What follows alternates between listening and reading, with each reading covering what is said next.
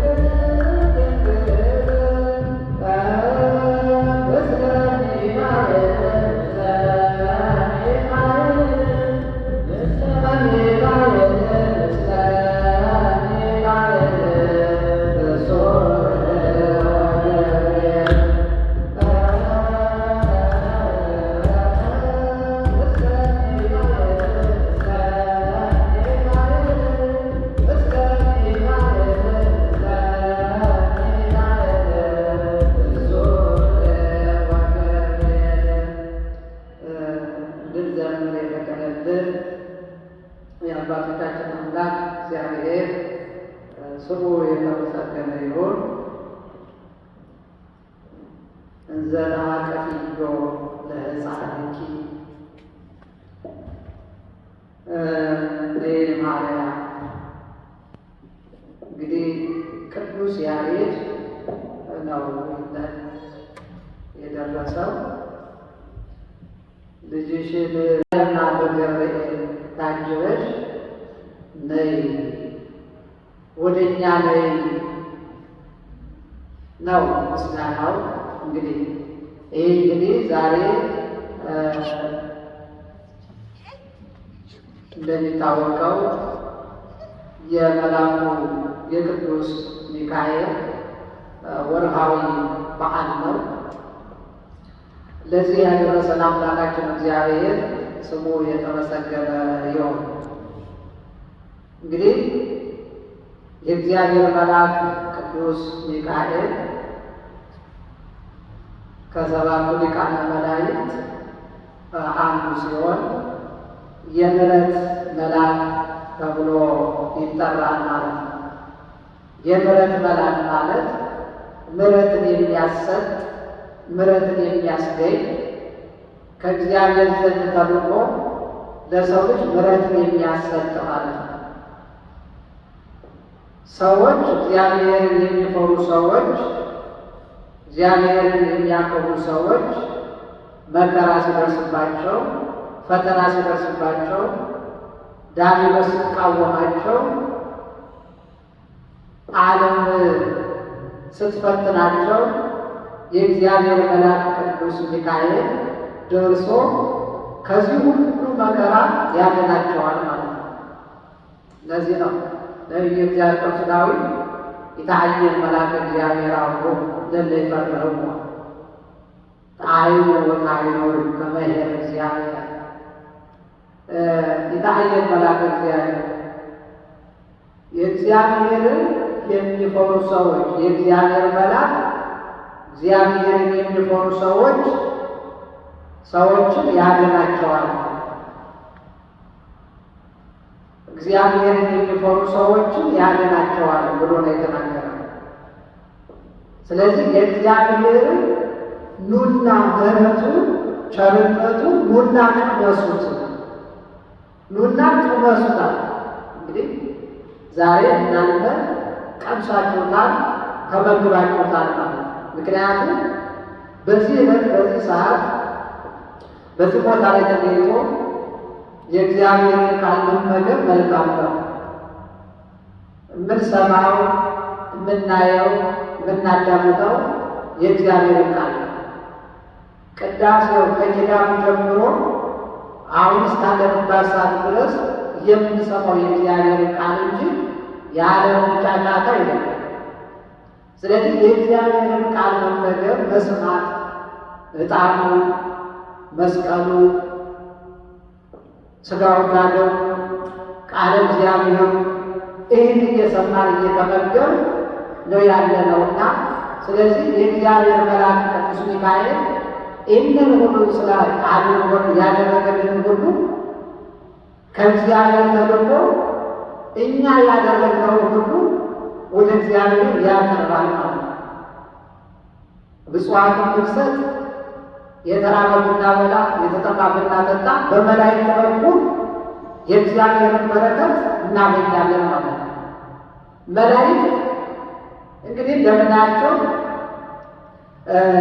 ረቂቃኖች ናቸው። መላእክት ከየት እንደተፈጠሩ አይታወቅም። እምአባልቦ ይላቸዋል።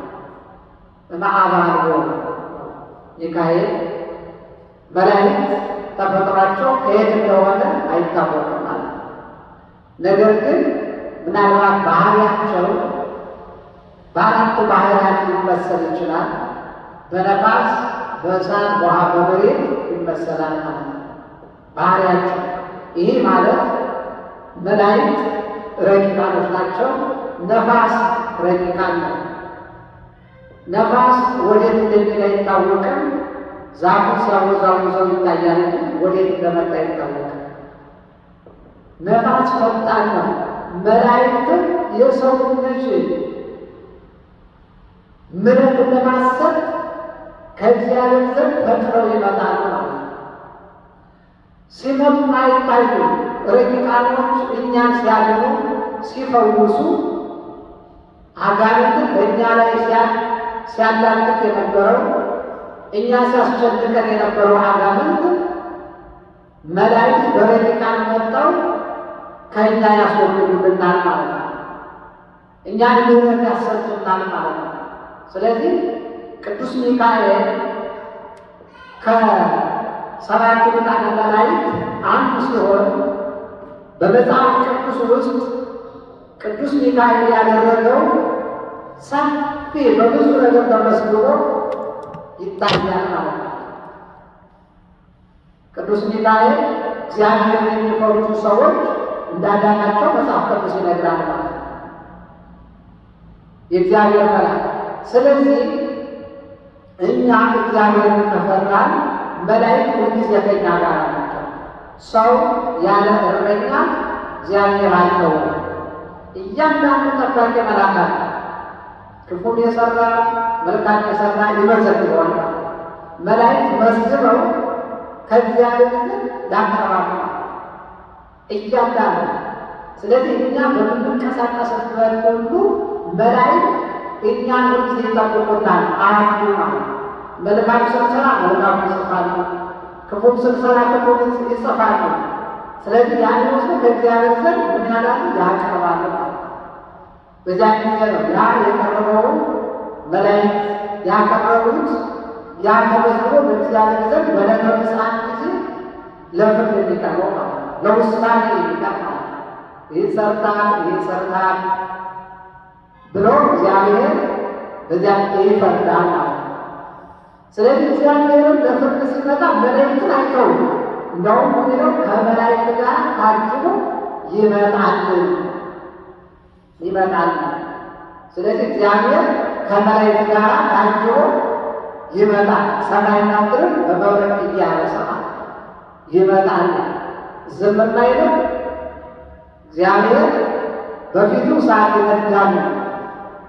ስለዚህ በዚያ ጊዜ ግን ጻድቃን በቀኙ ኃጥአንን በግራው ያቆማል ማለት ነው። ስለዚህ የሚያስቀድሱትን፣ አስራት የሚሰጡትን፣ ምጽዋት የሚሰጡትን፣ መልካም ስራ የሚሰሩትን፣ በጎ ነገር የሚያደርጉትን ሰዎች እነዚያ ጻድቃን በቀኙ አቆሞ ወደ መንግሥተ ሰማያት ያስገባቸዋል ማለት ነውና እግዚአብሔር አምላካችን ያንን በቅዱሳን በቀኙ ያቆማል። በግራ የሚቆሙ ደግሞ ዓለም የማታልቅ መስሏቸው ዓለምን ብቻ ዝም ብለው በዓለም የሚኖሩ የሥጋዊ ስራ እየሰሩ የሚኖሩ ነው። እነዚያ ደግሞ በግራ የሚቆሙ ናቸውና እግዚአብሔር አምላክኛ በግራ ከመቆም ይሰውራል። መልካም ስራ ሰርተን የመንግሥት ወራሽ እንድንሆን አምላካችን መድኃኒታችን ኢየሱስ ክርስቶስ በቸርነቱ ይርዳን። ዛሬ ጥቅምት 12 የመልአኩ የቅዱስ ሚካኤል ነውና ለዚህ ያደረሰን አምላካችን እግዚአብሔር ስሙ የተመሰገነ ይሁን። መጣችሁ ያስቀደሳችሁ እግዚአብሔር አምላክ በረከቱን ያድላችሁ።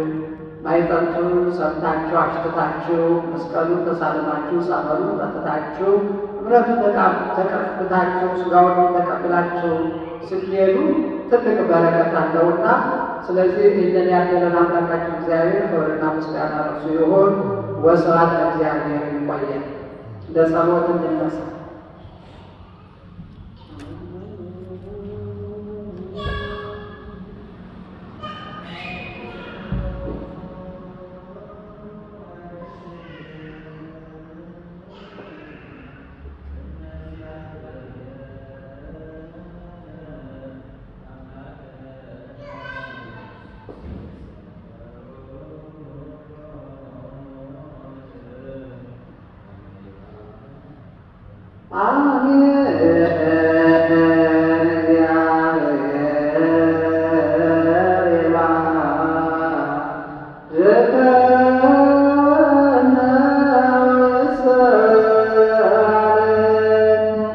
አቤቱ ጌታ ሆይ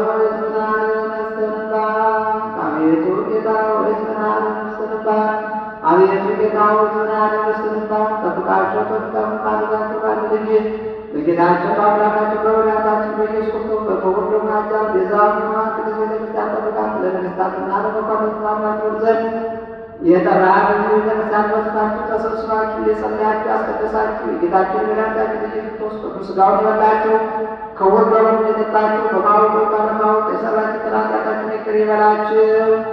ሥጋ መለኮት ስለሚባል ሥጋ ጉዳይ ደግሞ ያሸናፊ እግዚአብሔር ቃል ሥጋ ቃል የምትሆን የማርያም ልጅ ኢየሱስ ክርስቶስ ባለፈው ይቅር ይበላችሁ። በሚመጣው ይጠብቃችሁ። ሁሉ ተዋነው ንጹሐን የረሴን የረሴ ደግሞ እለዋለ መንግሥተ ሰማያት ዞ ማለት የምትሆን ወደ 12 ጊዜ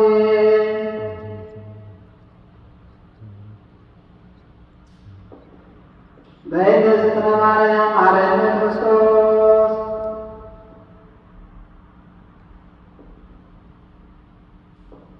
ኦ እግዚእ ኢየሱስ ክርስቶስ ስረይ ኃጢአቴ ወኃጢአተ ኩሉ ሕዝብ ከማይስራ ኃጢአት እግዚአብሔር ይፍታ።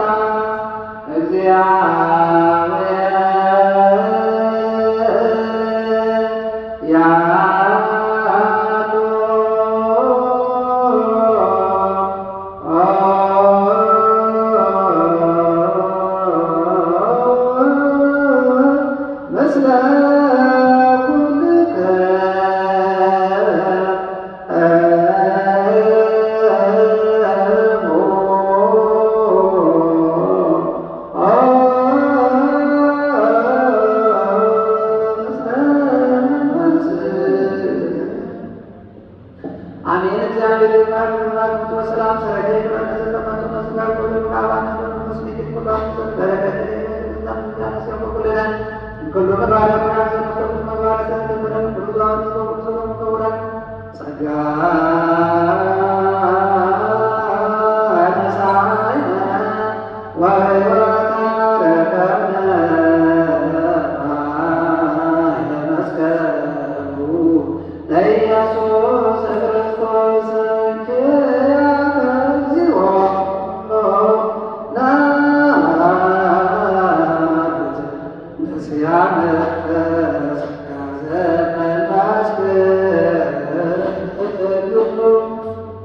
ሰላም